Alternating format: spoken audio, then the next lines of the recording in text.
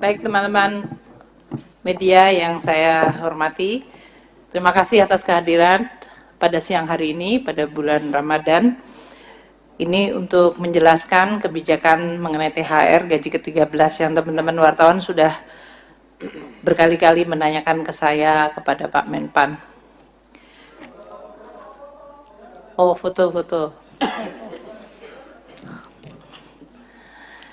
Baik. Assalamualaikum warahmatullahi wabarakatuh. Selamat siang dan salam sejahtera untuk kita semuanya. Yang saya hormati Bapak Mendagri, Pak Tito Karnavian, dan Pak Menpan, RB, Aswaranas, dan seluruh teman-teman media yang saya hormati.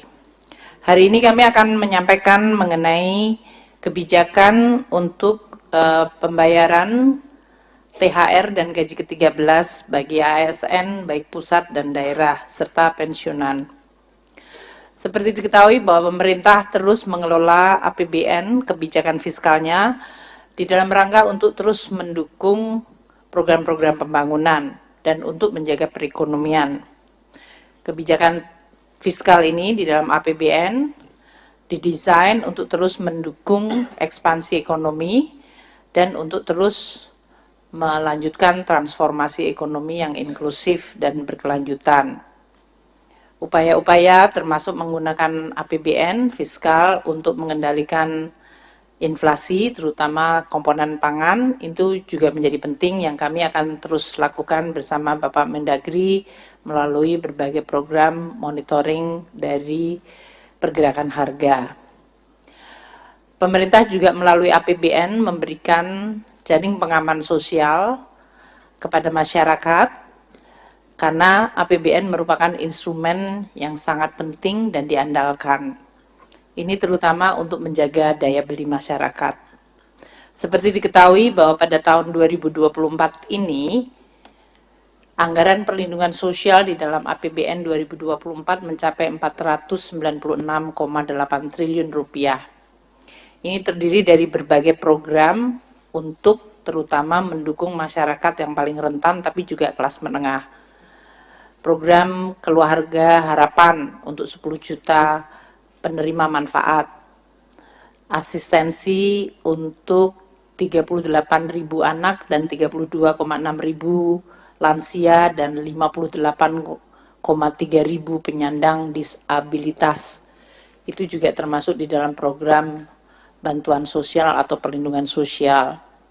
Subsidi bunga KUR bagi 6 juta lebih debitur, itu juga merupakan bagian dari inklusi dan program untuk penguatan perlindungan sosial. Iuran untuk BPJS Kesehatan bagi masyarakat yang tidak mampu, yaitu 96,8 juta masyarakat tidak mampu, yang iuran BPJS-nya dibayar oleh APBN. Pemerintah juga memberikan bantuan sembako untuk 18,8 juta kelompok penerimaan manfaat. Program-program untuk mendukung masyarakat rentan, terutama anak-anaknya yang masih sekolah melalui program Indonesia Pintar bagi 20,8 juta siswa, program Kartu Indonesia Pintar bagi 1,1 juta mahasiswa yang kurang mampu, itu juga termasuk bagian dari perlindungan sosial. Di dalam perlindungan sosial ini termasuk sebetulnya adalah subsidi dalam bentuk BBM dan energi. Ini adalah yang juga dinikmati oleh kelompok menengah sebanyak 19,58 juta kiloliter. Dan dalam beberapa hal pemerintah memberikan bantuan langsung tunai terutama di tingkat desa untuk 2,96 juta kelompok penerima manfaat. Nah, khusus hari ini kita bicara mengenai tunjangan hari raya dan gaji ke-13. Mungkin untuk memberikan sedikit background pada teman-teman media supaya bisa membandingkan. Karena pada 3 tahun yang lalu kita dihadapkan pada shock yang sangat besar yaitu pandemi COVID.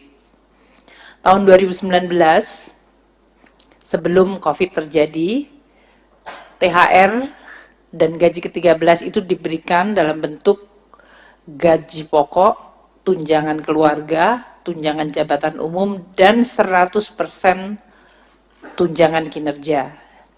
Itu diberikan untuk tunjangan hari raya, jadi 1 additional plus gaji ke-13. Dengan demikian, ya masyarakat ASN sebetulnya dalam hal ini mendapatkan 15 kali gaji dalam setahun, yaitu 12 plus THR, 14 plus THR plus gaji ke-13. Tahun 2020, di mana terjadi shock yang luar biasa karena pandemi COVID, maka hampir seluruh anggaran itu dipotong kecuali untuk kesehatan dan bansos. Nah, salah satunya adalah kebijakan untuk THR dan gaji ke-13 tahun 2020 itu kemudian dikurangkan menjadi hanya gaji pokok, tunjangan keluarga, dan tunjangan jabatan umum. Tunjangan kinerja tidak diberikan, dan THR pada tahun 2020 itu hanya diberikan bagi para pekerja ASN pelaksana. Pejabat negara tidak mendapatkan, eselon 1 tidak mendapatkan, eselon 2 dan jabatan fungsional utama madya yang setara dengan eselon 1 dan eselon 2 itu tidak mendapatkan THR tahun 2020.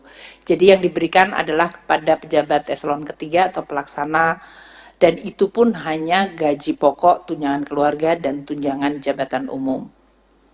Tahun 2021, seiring dengan membaiknya kondisi ekonomi meskipun masih dalam pandemi, maka THR, tunjangan hari raya, dan gaji ke-13 agak dimodifikasi. Tahun 2021, gaji pokok, tunjangan melekat, yaitu tunjangan keluarga, tunjangan pangan, dan tunjangan jabatan umum, komponennya tetap sama, namun diberikan kepada seluruh, tidak hanya para pelaksana, tapi eselon 1, 2, eselon 3, jabatan fungsional utama dan madya, serta pejabat negara. Tahun 2022, di mana APBN mulai bisa kembali cukup membaik, maka THR dan gaji ke-13 ditingkatkan komponennya, yaitu gaji pokok, tunjangan melekat, yaitu tadi tunjangan keluarga dan tunjangan pangan, tunjangan umum atau jabatan plus 50% dari tukinnya diberikan.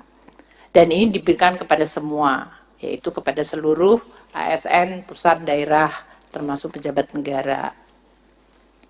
Untuk 2023 yang lalu, kita masih menggunakan rumusan yang sama, namun penerimanya ditambah, yaitu GAPOK, gaji pokok, tunjangan melekat, tunjangan jabatan dan umum, dan 50% tunkin, tunjangan kinerja.